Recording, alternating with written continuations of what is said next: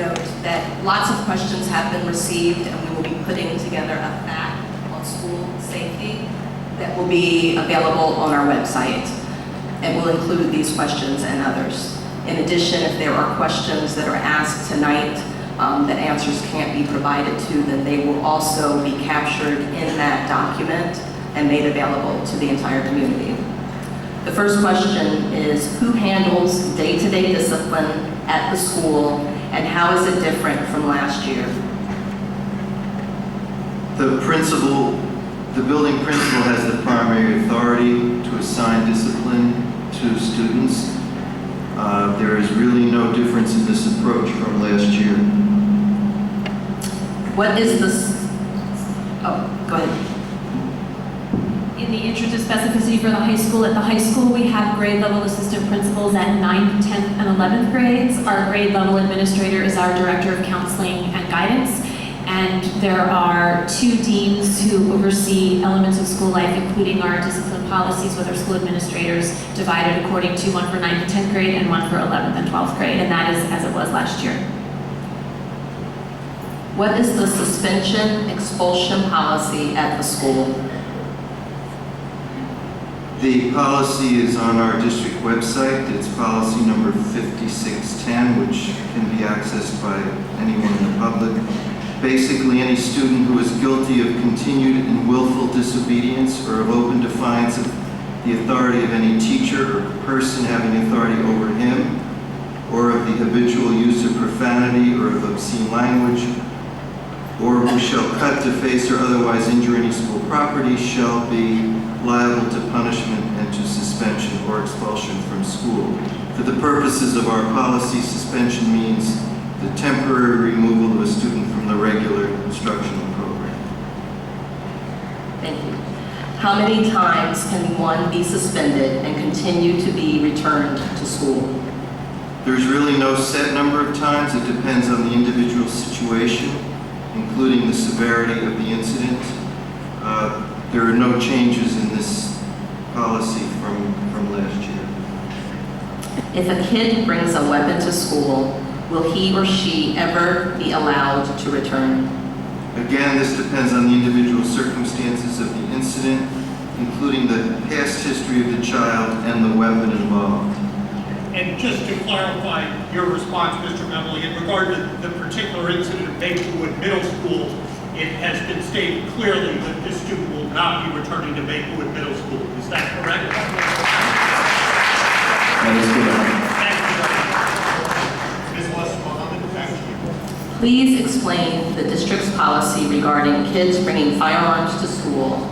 It seems unclear whether immediate expulsion is a consequence. Board policy states that a student convicted or adjudicated delinquent for these firearm offenses shall be immediately removed from the school's general education program for a period of not less than 1 calendar year and placed in an alternate education program. How has the district's discipline policy changed in response to the lawsuit filed against it last year? There have been no changes to the policy in response to the lawsuit as of this time. Will recent incidents regarding guns on school property prompt a reevaluation of the district's policy? The board annually reviews this policy and code of conduct after considering the findings of the annual reports of pupil conduct, including suspensions and expulsions pursuant to the code and the incidences reported under our electronic violence and vandalism reporting system. And again, this is available for review on our website, policy 5600. Can we have a no tolerance policy for violence? We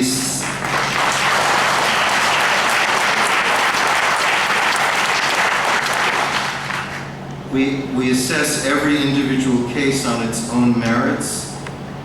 No tolerance policies have generally proven to not be effective.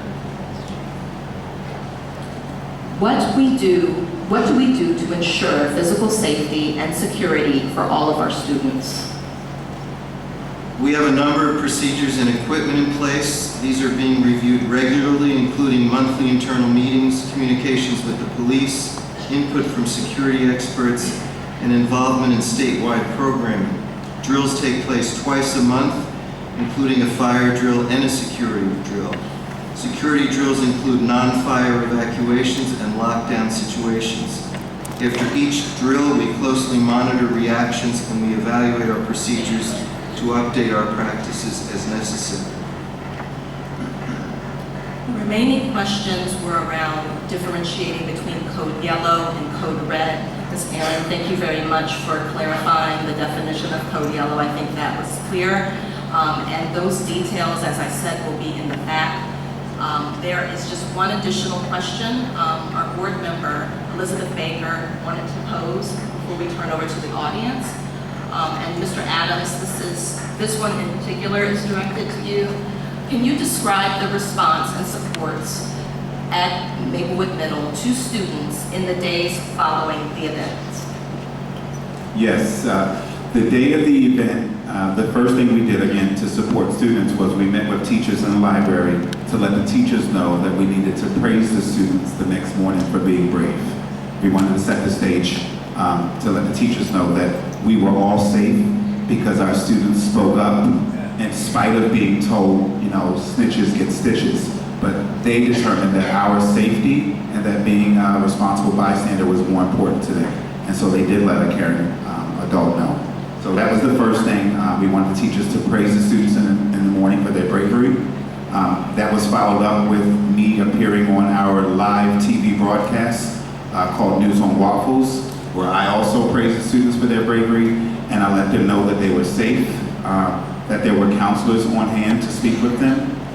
We made a very important choice that day to meet with students in small groups, similar to how we already deliver our weekly message, where the teacher leads a discussion about an important topic and gets some student feedback. It was not feasible at that time to have a school-wide assembly. I'm lucky this is an audience full of adults and you're all listening, but for those of us that work in the middle school level, it's not so simple to assemble the whole school, to have silence, to have everyone's attention, and to be able to meet their needs. So we determined that the most developmentally appropriate way to discuss an important issue like this was to have classroom teachers facilitate a discussion about how it's important, if you see something, to say something, and to let the students know that there will be counselors on hand throughout the day and the following day to meet their needs. That's how we met the needs, and we followed that up with additional counselors and support services the next day. And we also followed students out to school that day, walked them to the curb, helped them get into cars, helped them avoid reporters to respect their privacy. And we answered as many calls and emails from parents as possible as well. That's how we supported them, and today we got back to business with the business of teaching and learning. That's why we're here. But we let the students know again, feel free to let us know something if you see something. But we do have 3 more weeks of school. And just one final question.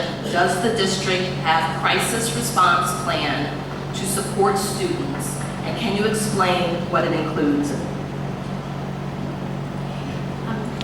We do, and I guess the most important, I believe as a school principal, the most important part of the answer to that question is yes, and it depends on the crisis. Having been a teacher in periods of crises, such as September 11th and Columbine, when I was a classroom teacher, having been a principal this year in a building where we've experienced some very difficult things as a school community, the short answer is my first calls go to the superintendent's office, depending on the crisis, our in-house counsel, our assistant superintendent, the very fine and often under-recognized Karen Weiland, who is the director of our district's parenting services. Who's never steered me wrong, and then my my director of guidance and counseling, my two very talented student assistance counselors, teachers who come and say, I've done this before, I've experienced this, these are some things we learned last time.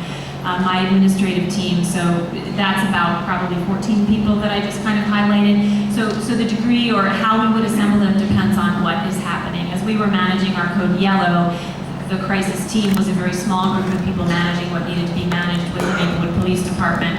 And then of course the kind of follow up and follow through with parents involves communications, involves reaching out to my guidance counselors, etc. Okay, thank